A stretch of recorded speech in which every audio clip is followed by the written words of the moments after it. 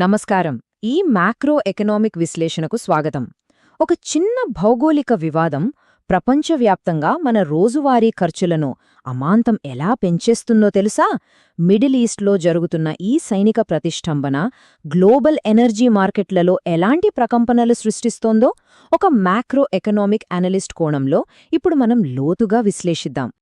ఒక regional military stand off global ఎకానమీకి ఎంత పెద్ద బ్రేక్ వేస్తుందో ఇక్కడ స్పష్టంగా అర్థమవుతుంది.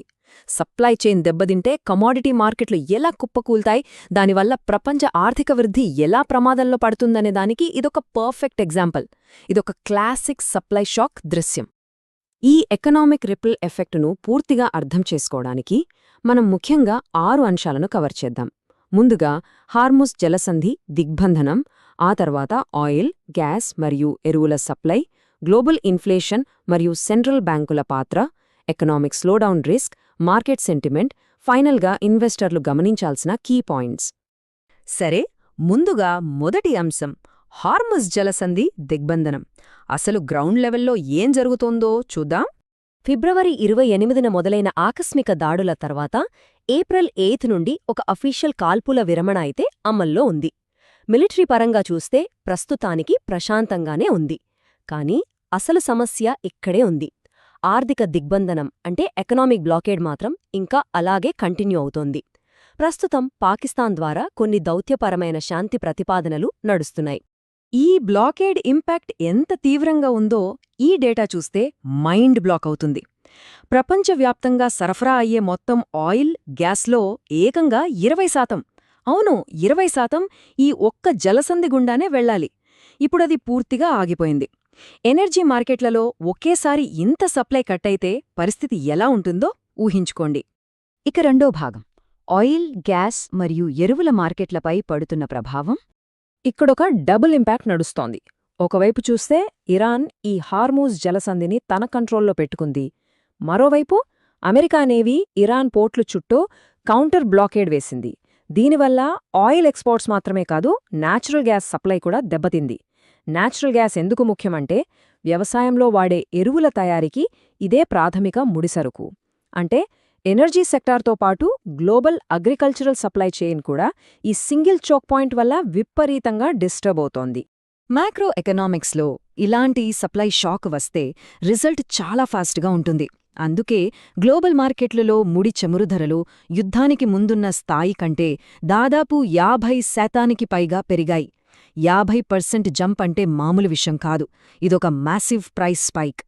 ఈ ధరల పెరుగుదల తరువాత సహజంగానే వచ్చే మూడో భాగం గ్లోబల్ ఇన్ఫ్లేషన్ మరియు సెంట్రల్ బ్యాంకుల రియాక్షన్. ఇక్కడ ఈ 2 దేశాల ఎకానమీలను పక్కపక్కన పెట్టి చూస్తే ఆసక్తికరమైన కాంట్రాస్ట్ కనిపిస్తుంది.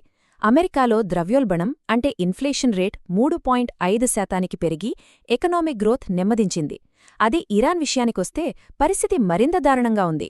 అక్కడ ఇన్ఫ్లేషన్ ఏకంగా 53.7%కి ఎగబాకింది. ఇది అక్షరలా హైపర్ ఇన్ఫ్లేషన్. ఒకే క్రైసిస్, కానీ ఎకనామిక్ హిట్ మాత్రం 2 చోట్లా చాలా భిన్నంగా ఉంది. ఈ ఎనర్జీ ప్రైస్ షాక్ కేవలం ఆ 2 దేశాలకే పరిమితం కాలేదు. యూరోపియన్ సెంట్రల్ బ్యాంక్ లాంటి ప్రధాన ద్రవ్య సంస్థలకు ఇది నిద్ర లేకుండా చేస్తోంది. మళ్లీ ఎక్కడ ఇన్ఫ్లేషన్ పెరిగిపోతుందో అన్న భయంతో వారు వడ్డీ రేట్లను తగ్గించే ఆలోచనను పక్కనపెట్టి ఇంట్రెస్ట్ రేట్లను ఖచ్చితంగా స్థిరంగా ఉంచాల్సిన పరిస్థితి ఏర్పడింది. సింపుల్గా చెప్పాలంటే ద్రవ్యోల్బణాన్ని కంట్రోల్ చేయడానికి బారోయింగ్ కాస్ట్ను గట్టిగా పట్టుంచుతున్నారు. నెక్స్ట్ 4వ భాగం ప్రపంచ ఆర్థిక మందగమనం లేదా రిస్క్ ఆఫ్ ఎకనామిక్ స్లోడౌన్. ఈ అమెరికన్ కౌంటర్ బ్లాకేడ్ వల్ల జరిగిన టార్గెటెడ్ ఎకనామిక్ డ్యామేజ్ను ఒకసారి నంబర్లలో చూద్దాం. కేవలం ఈ బ్లాకేడ్ కారణంగానే దాదాపు $6 బిలియన్ విలువైన ఇరాన్ చమురు ఎగుమతులు నిలిచిపోయాయని యుఎస్ మిలిటరీ రిపోర్ట్స్ చెబుతున్నాయి. $6 బిలియన్. మార్కెట్లోంచి అంత సప్లై ఒకేసారి మాయమైతే ఏమవుతుందో ఇందాకే మనం చూశాం. అయితే ఈ మ్యాక్రో ఎకనామిక్ డేటా అనేది కేవలం మనకు కనిపించే అంకెలు మాత్రమే కాదు. గ్రౌండ్ లెవెల్లో దీని ఇంపాక్ట్ చాలా హార్ష్గా ఉంటుంది. 40% ఉద్యోగులను తీసేసిన ఒక కంపెనీలో పనిచేస్తున్న ఒక 28 ఏళ్ల వర్కర్ మాటల్లోనే చెప్పాలంటే అద్దె కట్టడం, కనీసం భోజనం కొనడం కూడా కష్టమైపోయింది. కొందరికైతే చేతిలో చిల్లిగవ్వ కూడా లేదు. ఎకనామిక్ క్రైసిస్ అంటే గ్రౌండ్ రియాలిటీ ఇలాగే ఉంటుంది. ఇటు అమెరికాలో కూడా పరిస్థితి ఏమంత సాఫీగా లేదు. ఒకవైపు తేలని యుద్ధం, మరోవైపు పెరుగుతున్న పెట్రోల్ ధరలు, దానికి తోడు స్లోడౌన్ అయిన గ్రోత్, ఇవన్నీ కలిసి డొమెస్టిక్గా విపరీతమైన ప్రెషర్ క్రియేట్ చేస్తున్నాయి. ముఖ్యంగా త్వరలో రాబోయే మిడ్ టర్మ్ ఎలక్షన్స్ టైంలో ఏ పాలకులకైనా ఇదొక పెద్ద తలనొప్పి అని చెప్పొచ్చు.